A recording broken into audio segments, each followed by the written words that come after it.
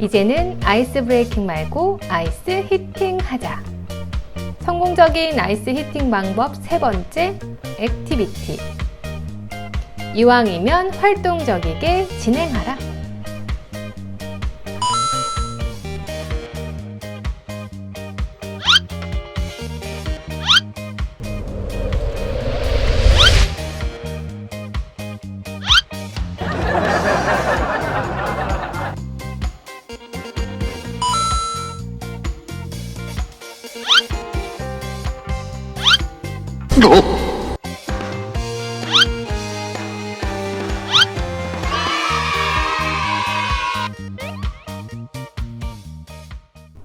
안녕하세요. 퍼실리테이션 기반 교육 R&D 전문 그룹 더 좋아진입니다.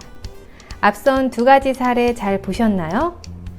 같은 게임, 같은 주제의 토의였지만 진행하는 방식이 달랐죠? A그룹은 별다른 움직임 없이 바로 말을 하도록 진행하는 방식이었고, B그룹은 무엇인가 작성하고 들고 간단한 활동을 하기 위해 움직인 후 소통하는 방식이었습니다.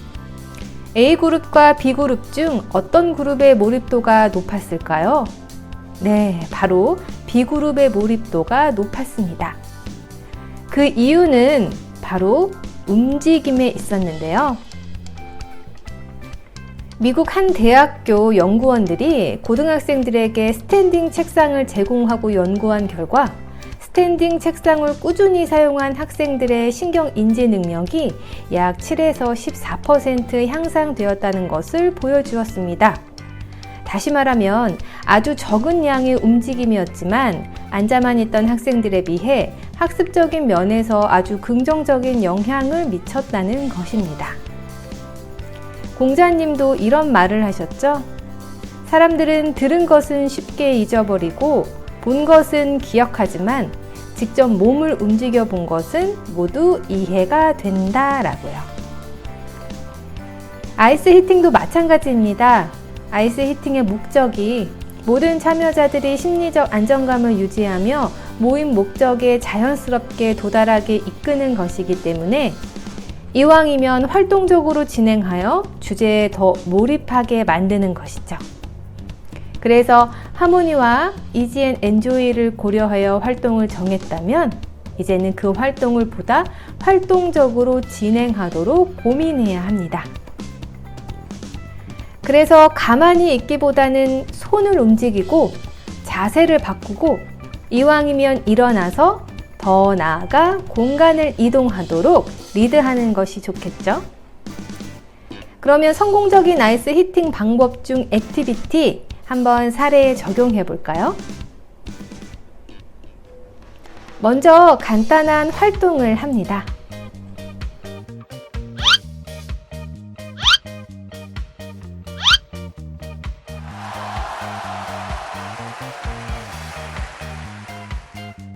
그 다음 소통의 중요성을 생각하게 한 후 글로 작성하게 합니다.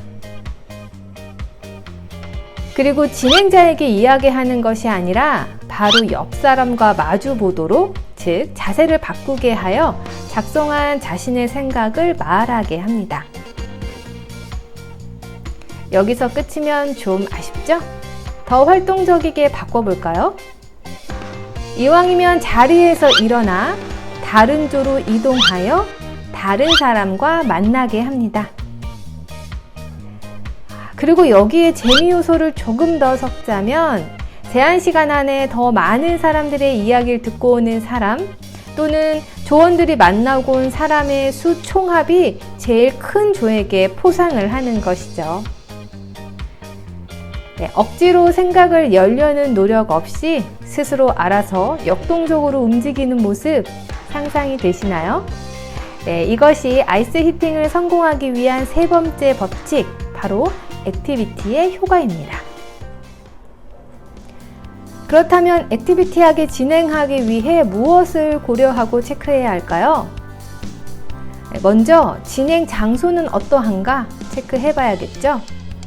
활동적인 진행이 가능한 크기의 공간인지, 혹시 방해 요인은 없는지, 참여자 간 간격은 어떤지 이런 확인이 필요하고요.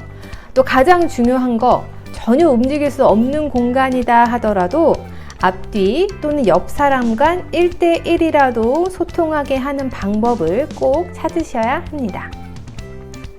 참여 인원수는 어떻게 되는가? 인원수와 장소를 고려하여 적절하게 활동을 구성해야 하겠는데요.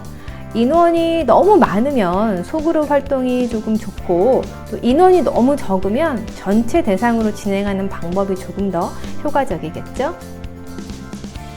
진행 주제는 어떠한가? 활동의 주제가 너무 개인적이거나 좀 예민한 것은 1대1 또는 소그룹으로 진행하는 것이 좋고, 주제가 보다 노멀한 것이라면 전체 대상으로 진행해도 좋겠죠. 적절한 활동 범위는 무엇인가?